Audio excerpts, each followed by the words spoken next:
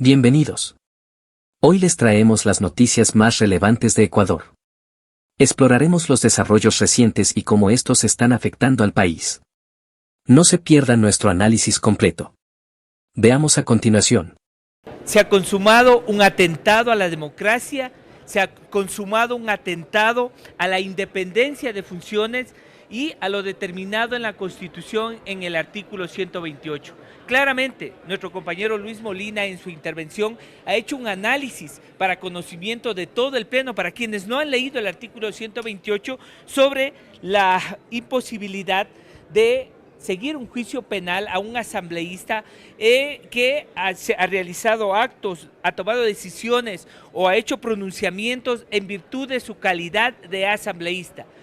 El ejemplo claro que hemos puesto es la posición del actual presidente de la Asamblea Nacional. Ojalá cualquier asambleísta, sea del oficialismo o de cualquier bancada política, mañana haga un pronunciamiento, tome una decisión, y en el caso particular del presidente, las decisiones que está tomando el día de hoy, mañana no sean judicializadas, porque él no va a ser presidente toda la vida, va a terminar dejando de ser presidente. Y ahora vamos a ver si la función judicial también en ese caso inicia o deduce acciones y la Asamblea dice que no tiene competencia, cuando es claramente establecido en el artículo 128 de la Constitución la posibilidad y la garantía de los asambleístas que tienen para poder desarrollar sus actividades, particularmente de fiscalización.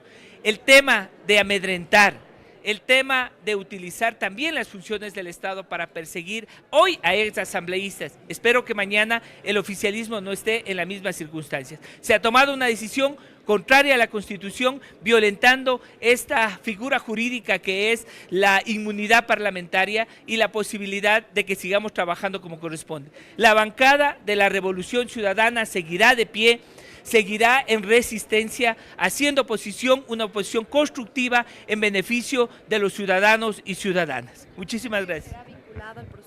Bueno, el juez en este momento tiene una gran decisión, porque además hemos denunciado que hay inclusive falta de motivación.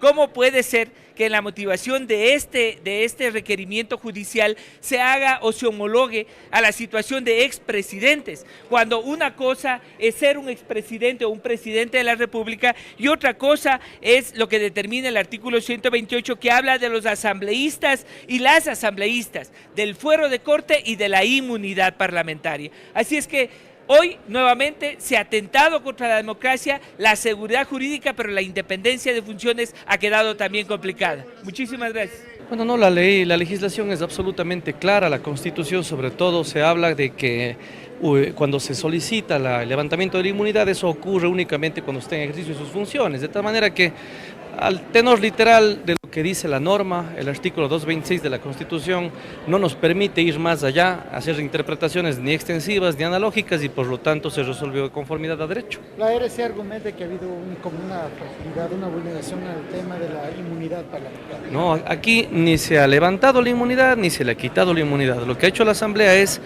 devolver el expediente a la Corte porque se ha enviado sin que exista la competencia en este momento dentro de la Asamblea Nacional. Eso es lo que se ha hecho. No hemos resuelto sobre el tema de levantar o no la inmunidad. Señalan que existe una vulneración. Es ya un tema que le corresponde eminentemente al juez. Eso ya es un tema de fondo, los temas de fondo ni siquiera nos hemos pronunciado de eso porque la investigación no está en la Asamblea. Señalan que existe una vulneración a la Constitución también. Eso dijeron. Sí, RC. No existe, no hay ninguna vulneración. Si ustedes toman la norma suprema y revisan lo que dice, asimismo la ley orgánica de la función legislativa, las cosas están supremamente claras. Insisto nuevamente, no se ha resuelto sobre levantar o no levantar la inmunidad. Lo que resolvió la Asamblea es devolver el expediente al juzgado porque así establece la ley. El pedido era improcedente. Improcedente. Improcedente, además si ustedes leen el oficio que se envió acá a la Asamblea Nacional, el juez habla sobre casos de expresidentes, exmandatarios, y acuérdense ustedes que para ellos no hay pues un levantamiento de inmunidad, hay autorización para enjuiciar, que es muy distinto al levantamiento de inmunidad. Entonces hay que distinguir las instituciones jurídicas y en ese sentido pues es improcedente lo que se ha solicitado acá. Entonces debe ser enjuiciada en el caso ligado, que es ahí donde aparecen las declaraciones o lo que... Ya los temas de materia de fondo de investigaciones, eso ya no le corresponde acá a la Asamblea, le corresponde 100% a la función judicial. En conclusión, Ecuador se encuentra atravesando uno de los momentos más tensos y definitorios de las últimas décadas. Lo que vivimos en mayo de 2025 no puede entenderse como hechos aislados, ni como simples síntomas de una coyuntura crítica. Se trata de una combinación profunda y simultánea de conflictos que desnudan una realidad nacional que ha venido deteriorándose paulatinamente, un Estado que pierde el control territorial, una democracia fragmentada, una economía asfixiada y una ciudadanía atrapada entre el miedo y la incertidumbre. La respuesta del gobierno, liderado por el presidente Daniel Noboa, ha sido dura. Se ha intensificado la estrategia de militarización y se ha mantenido firme el discurso de conflicto armado interno, permitiendo operar a las Fuerzas Armadas como actor principal en la lucha contra las bandas. El Ejecutivo ha tomado medidas extraordinarias y ha logrado transmitir una imagen de acción decidida frente al caos. Sin embargo, esa misma estrategia ha traído consigo serias denuncias sobre violaciones de derechos humanos, excesos en operativos y, en casos como el de Guayaquil, donde 4 jóvenes fueron asesinados presuntamente por militares, episodios que exigen una revisión inmediata del uso del poder y la legalidad de los procedimientos. Los derechos humanos no son obstáculos para la seguridad, son el marco que garantiza que ésta se construya con justicia. El peligro de normalizar la violencia estatal bajo el pretexto del combate al crimen es altísimo, especialmente en un país donde la justicia ha sido históricamente lenta y donde las comunidades más pobres son las primeras víctimas de cualquier tipo de abuso. Otro punto crítico es el manejo ambiental y el modelo extractivo. El derrame petrolero en Esmeraldas, que contaminó el río Teone, ha causado un desastre ecológico con consecuencias sociales directas para miles de familias afroecuatorianas.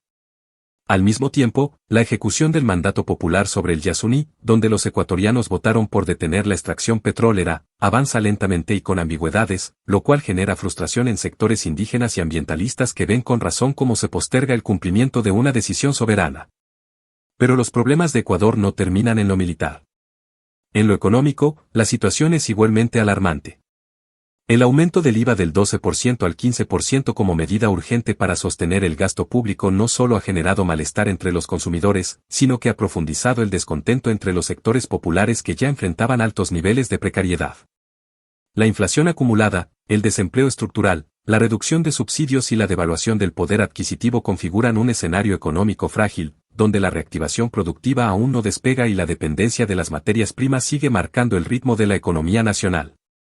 En este contexto, la decisión del gobierno de acatar, tardíamente, el referéndum que ordenó el fin de la extracción petrolera en el bloque 43 del Parque Nacional Yasuní ha generado un remesón adicional. Ecuador debe ahora enfrentarse a un dilema profundo, cómo garantizar sostenibilidad fiscal y crecimiento económico sin explotar sus recursos naturales. Hasta el momento, no existe una hoja de ruta clara que permita pensar en una transición energética y productiva seria, basada en industrias verdes, innovación tecnológica y diversificación de exportaciones. La economía sigue anclada en el extractivismo como tabla de salvación, lo que contrasta con los discursos oficiales de Nuevo Ecuador. El conflicto con México por la incursión en su embajada en Quito para capturar a Jorge Glass también dejó secuelas.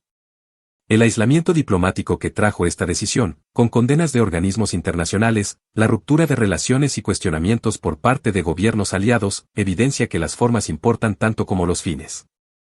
La institucionalidad internacional no puede violarse sin consecuencias, y Ecuador deberá trabajar arduamente para recomponer la confianza internacional. En una democracia madura, los conflictos deben resolverse mediante el diálogo y el respeto institucional, no a través del silenciamiento o el uso instrumental de las funciones del Estado. Sumado a esto, el desastre ambiental ocurrido en Esmeraldas por el derrame de más de 25.000 barriles de petróleo ha sido devastador. Los efectos no solo son ecológicos, son sociales, económicos y humanos. Las comunidades afrodescendientes y campesinas afectadas han sufrido la pérdida de medios de vida, contaminación de fuentes de agua, enfermedades respiratorias y abandono por parte de las autoridades. A pesar de que el gobierno ha intentado dar respuesta con brigadas de ayuda, la reacción ha sido considerada tardía, insuficiente y poco transparente. Una vez más, los más vulnerables cargan con el peso de las decisiones de un modelo extractivo mal gestionado.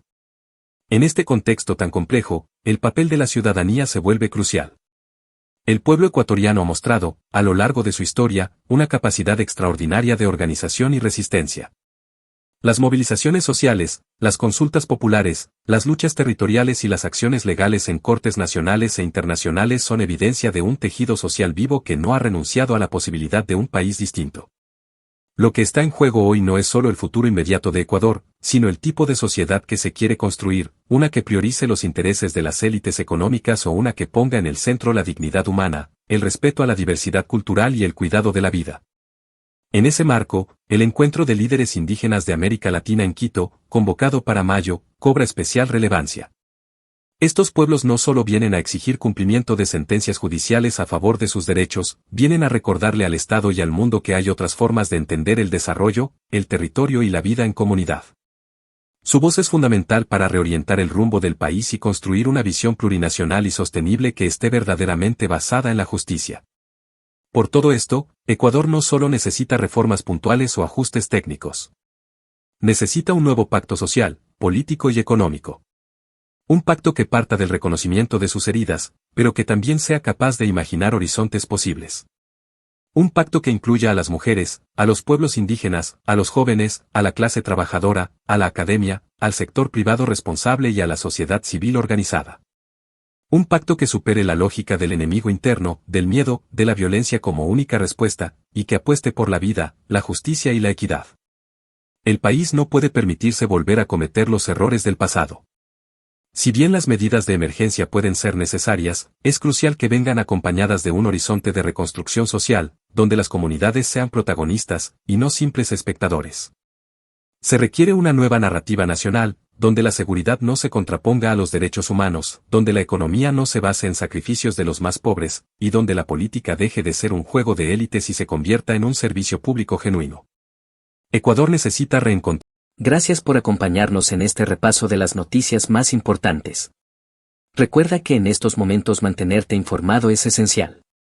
No olvides suscribirte, activar la campanita y compartir este video para que más personas conozcan lo que está sucediendo en nuestro país. Nos vemos en la próxima entrega con más noticias de impacto. Hasta pronto.